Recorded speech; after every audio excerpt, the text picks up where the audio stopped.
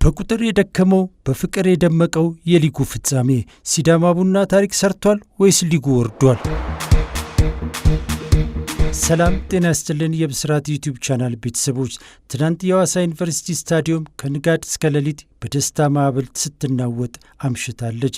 ሲዳማ ቡና ከ18 ዓመታት ረጅም የጥበቃ ጉዞ በኋላ 11ኛው የሊጉ ሻምፒዮን በመሆን የንግስና ዘውዱን ደፍቷል። ዛሬ ከስፖርት ባሻገር በምናደርገው ጥልቅ ትንታኔ ትላንት ሜዳ ላይ የታየውን የዋንጫ ድምቀት ብቻ ሳይሆን ከበስተጀርባው ያሉትን አስገራሚ ቁጥራዊ እውነቶች እንፈትሻለን።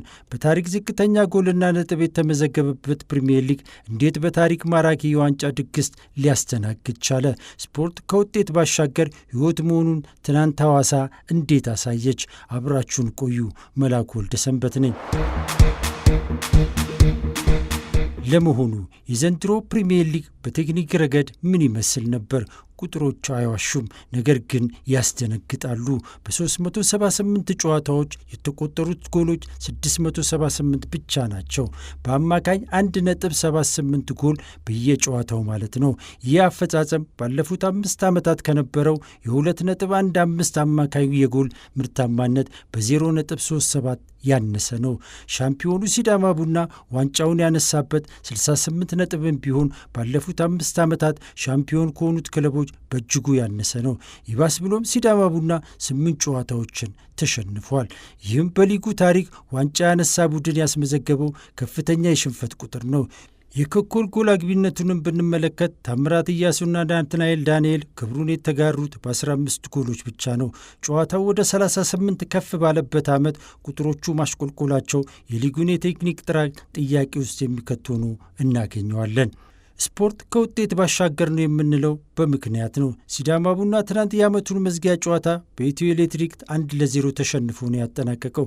ባለፉት 5 ዓመታት የመጨረሻ ጨዋታውን ተሸንፎ ዋንጫ ያነሳ አንድም ክለብ የለም። ነገር ግን ይህ ሽንፈት የሐዋሳን ሕዝብ ደስታ ቅንጣት ያህል አላቀዘቀዘውም ነበር። ለምን? ምክንያቱም ባለፉት 6 ዓመታት ውስጥ አንድም የሊጉ ሻምፒዮን ዋንጫውን በገዛ ሜዳውና በራሱ ደጋፊ ፊት የመረከብ ዕድልን አላገኘም ነበር። ሲዳማ ቡና ይህንን ወርቃማ ዕድል በማግኘቱ ያ የ90 ደቂቃ ሽንፈት ተረስቶ የ6 ዓመታት የሊጉ የዋንጫ ናፍቆት በሐዋሳ ምድር ላይ በደመቀ ሁኔታ ትላንት ተፈጽሟል።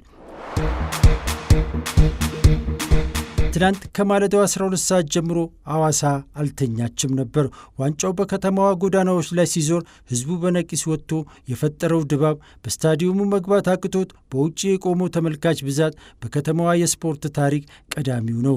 ጨዋታው ከመጀመሩ በፊትና ከተጠናቀቀ በኋላ የታዩት ልዩ ልዩ ትዕይንቶች፣ የክብር እንግዶች ብዛት፣ ስፖርት ከአንድ ጎል ወይም ነጥብ በላይ የአንድን ማኅበረሰብ አንድነት፣ ፍቅርና ኢኮኖሚያዊ ትስስር እንዴት እንደሚያነቃቃ በተግባር ያሳየም ነበር።